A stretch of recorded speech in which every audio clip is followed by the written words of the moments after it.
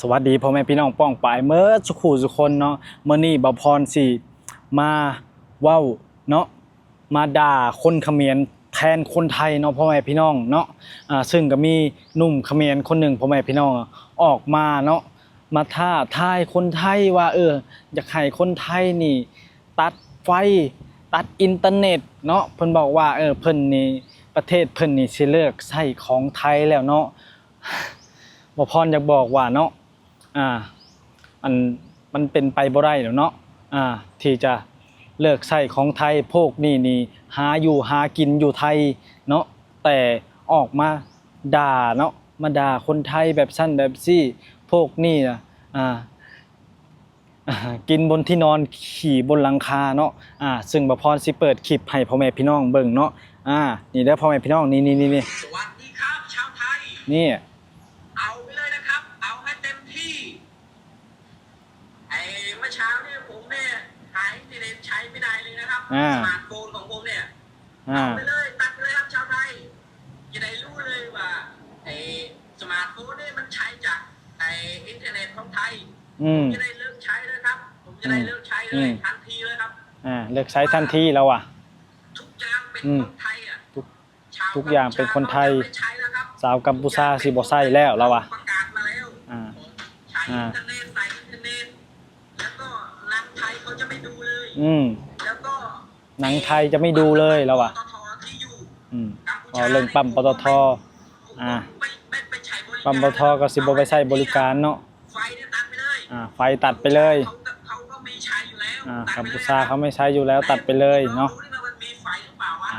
นี่ทำคลิปล้อเล่นเนาะพ่อแม่พี่น้องเนาะนี่มันบอกนี่ยังมีไฟใช้อยู่เลยนี่หว่าเราหรือว่าชาวไทยยังไม่ตัดนะตัดไปเลยนะเราถ้าเก่งมากก็ตัดไปเลยเอาให้เต็มที่เลยนะชาวไทยนะเราเนี่ยแล้วก็โหคันเนาะ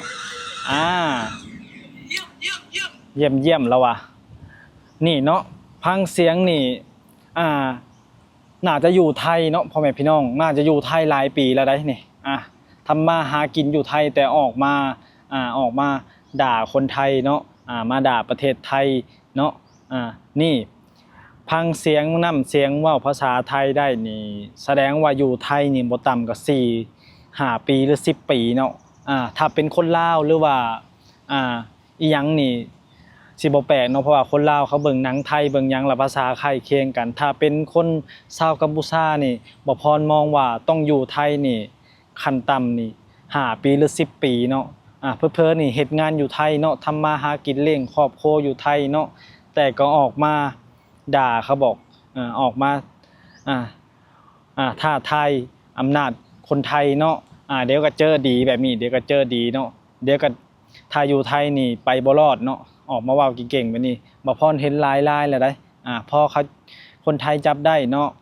ก็ยกมือไหวยกมือขอโทษเนาะแบบนี้มันบ่สมควรเนาะพ่อแม่พี่น้องเพราะว่าคนที่เข้ามาอยู่ประเทศไทยได้นี่ถือว่าเจ้าโชคดีเนาะประเทศไทยเป็นประเทศที่อบอุ่นและค่าเงินสูงกว่าประเทศเฮาเนาะค่าเงินสูงกว่าประเทศเขมรกัมพูชาเนาะหรือว่าประเทศอ้อมข้างที่ด้อยการพัฒนากว่าประเทศไทยเนาะคือบ่พรนี่บ่พรก็ขอบคุณประเทศไทยเนาะขอบคุณที่ได้มีโอกาสได้เข้ามาเล่นมาเบิ่งมาเห็นเนาะธรรมชาติหรือสิ่งแวดล้อมต่างๆอยู่ในประเทศไทยเนาะบ่พรก็ดีใจทุกคนบ่พรบ่มีแนวคิดที่หลบกับประเทศไทยเพราะว่าตั้งแต่น้อยเท่าใหญ่นะเกิดมาก็เบิ่งหนังไทยเนาะเกิดมาก็ใช้ของไทยเนาะได้กินของแซ่บของหยังก็บางอย่างก็ได้กินจากประเทศไทยเนาะทุกคนถ้าเฮามีโอกาสมาแล้วก็ต้องมีความฮักเนาะซึ่งเรื่องอื่นนี่เฮาบ่สมควรเนาะถ้าเป็นคนที่อยู่ในประเทศเว้าภาษาเขมรท่าทายหยังนี่ยังอีกแบบหนึ่งเนาะแต่ว่าอันนี้เจ้าทำมาหากินอยู่ประเทศไทยเนาะเว้าภาษาไทยได้เนาะแสดงว่าอยู่หลายปีแล้วก็ยังมาท่าทายยังมาด่าคนไทยแบบนี้นะบ่พรเชื่อว่าทำมาหากินบ่ขึ้นเนาะแถมยังตัดอาชีพ การงานตัวเองเนาะทุกคนเพิ่นบอกมาว่าถ้าทายว่าสิบ่ใช้ของไทยแล้วเนาะ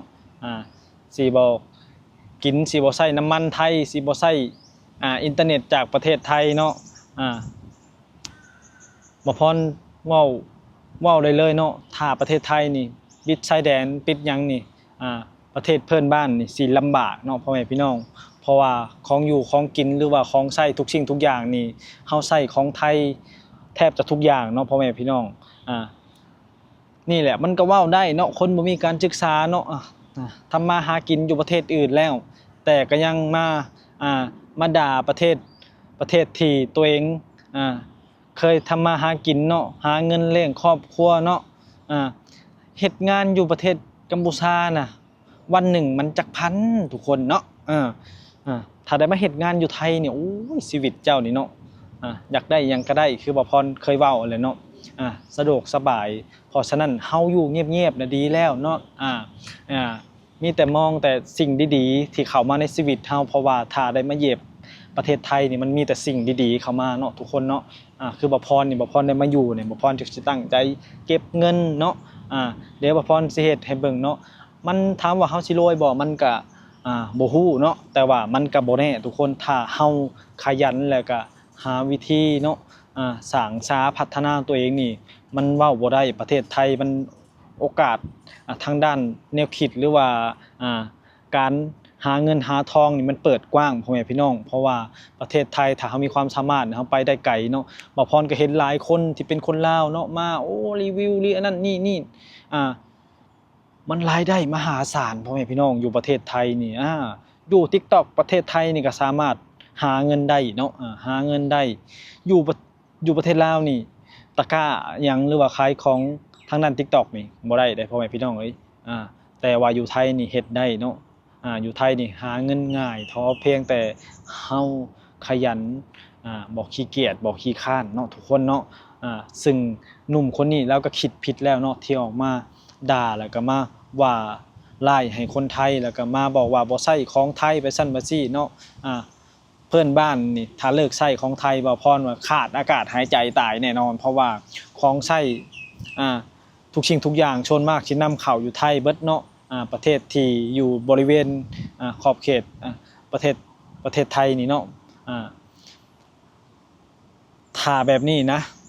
ถ้าคนไทยเห็นเนาะเขาสิโดนจับเข้าคุกโดนแบล็คลิสต์เนาะพ่อแม่พี่น้องโอ้ยเนาะเจ้า